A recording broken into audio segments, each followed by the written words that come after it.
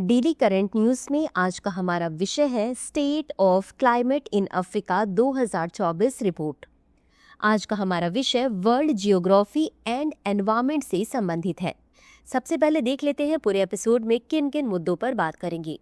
सबसे पहले जानेंगे चर्चा में क्यों है, फिर जानेंगे रिपोर्ट के मुख्य बिंदु के बारे में, साथ ही जानेंगे विश्व मौसम विज्ञान संगठन के बारे में और अंत में देखेंगे एक अभ्यास प्रश्न को। तो चलिए शुरू करते हैं। हाल ही में जारी विश्व मौसम विज्ञान संगठन की state of climate in Africa 2024 report के अनुसार 2024 अफ्रीका के लिए सबसे गर्म या दूसरा सबसे गर्म वर्ष रहा है। यह वर्ष अभूतपूर्व गर्मी, समुद्री ताप तरंगों, बाढ़ और सूखे जैसी चरम मौसमी घटनाओं से चिन्हित रहा, जिसने खाद्य सुरक्षा, आर्थिक स्थिरता और आजीविका को गंभीर रूप से प्रभावित किया है। बता दें कि 2023-24 की अल नीनो घटना वैश्विक ताप वृद्धि और जलवायु परिवर्तन को इस चरम मौसम के लिए जिम्मेदार ठहराया गया है। दृष्टि IS मुखर्जी नगर की सभी क्लासेस शिफ्ट हो गई हैं नोएडा में। IAGS फाउंडेशन बैच के हिंदी और अंग्रेजी माध्यम में एडमिशन आरंभ है। हमारा पता है C171/2 block A sector 15 Noida sector 15 metro station के पास। अधिक जानकारी के लिए संपर्क करें 8750187501 पर। आगे बढ़ते हैं खबर की तरफ। अब जान लेते हैं रिपोर्ट के मुख्य बिंदुओं के बारे में।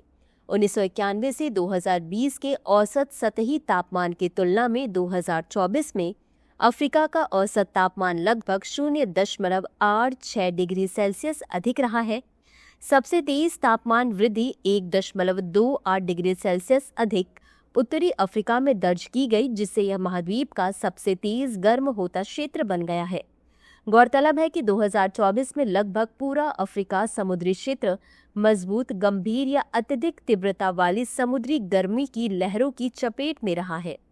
बता दें कि जनवरी-अप्रैल 2024 में 30 लाख वर्ग किलोमीटर और वर्ष की दूसरी छमाही में 15 लाख वर्ग किलोमीटर समुद्री ताप तरंगे से प्रभावित रहा है, जो 1993 के बाद सबसे अधिक है। सहारा रेगिस्तान में सामान्य से 5 गुना अधिक वर्षा, जिससे दुर्लभ बाढ़ और बुनियादी ढांचे को नुकसान हुआ। पूर्वी अफ्रीका, केन्या, तंजानिया, बुरुंडी में मार्च से मई 2024 के दौरान बाढ़ से 7 लाख लोग प्रभावित हुए हैं। पश्चिमी मध्य अफ्रीका, नाइजीरिया, नाइजर, चाड, कैमरून, मध्य अफ्रीकी गणराज्य में 40 लाख लोग प्रभावित हुए हैं। दक्षिणी और उत्तरी अफ्रीका में व्यापक सूखा। मोरक्को में कृषि उत्पादन 5 साल के लिए औसत से 42% कम हुआ, जबकि ये 6 वर्ष से सूखे की मार झेल रहा था।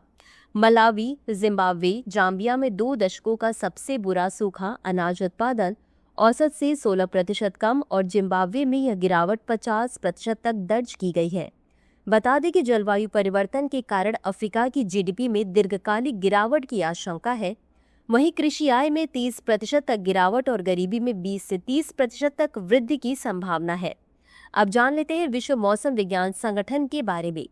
यह एक अंतर सरकारी संगठन है जिसकी सदस्यता 192 सदस्य राष्ट्रों और क्षेत्रों के पास है।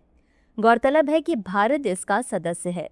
इस संगठन की उत्पत्ति अंतर्राष्ट्रीय मौसम विज्ञान संगठन से हुई थी, जिसकी स्थापना वर्ष 1873 में वियना अंतर्राष्ट्रीय मौसम विज्ञान कांग्रेस के आयोजन के बाद की गई थी। इसकी औपचारिक स्थापना 23 मार्च 1950 को WMO कन्वेंशन के अनुसमर्थन द्वारा हुई थी।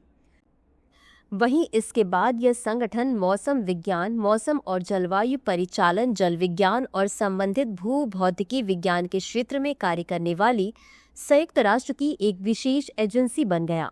इसका मुख्यालय जिनेवा, स्विट्जरलैंड में स्थित है। इसी के साथ अंत में देख लेते हैं आज के अभ्यास प्रश्न को। State of climate in Africa 2024 report के संदर्भ में निम्नलिखित कथनों पर विचार करें। 1. 2024 अफ्रीका के लिए अब तक का सबसे ठंडा वर्ष रहा है। 2. 2023-24 की अल नीनो घटना वैश्विक तापमान वृद्धि और जलवायु परिवर्तन को इस चरम मौसम के लिए जिम्मेदार ठहराया गया है। उपर्युक्त में से कौन सा या कौन से कथन सही है या सही है? A केवल 1, B केवल 2, C 1 और 2 दोनों, D न तो 1 और न ही 2। इस प्रश्न का उत्तर कमेंट बॉक्स में जरूर दें। अभी के लिए बस इतना ही। धन्यवाद। डियर व्यूअर्स, अपने एग्जाम की तैयारी को और बेहतर करने के लिए हमारे चैनल को लाइक, शेयर और सब्सक्राइब करना न भूलें।